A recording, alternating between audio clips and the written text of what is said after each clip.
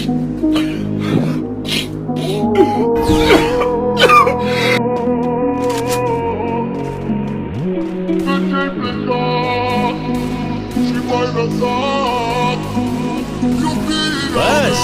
हवा निकल गई।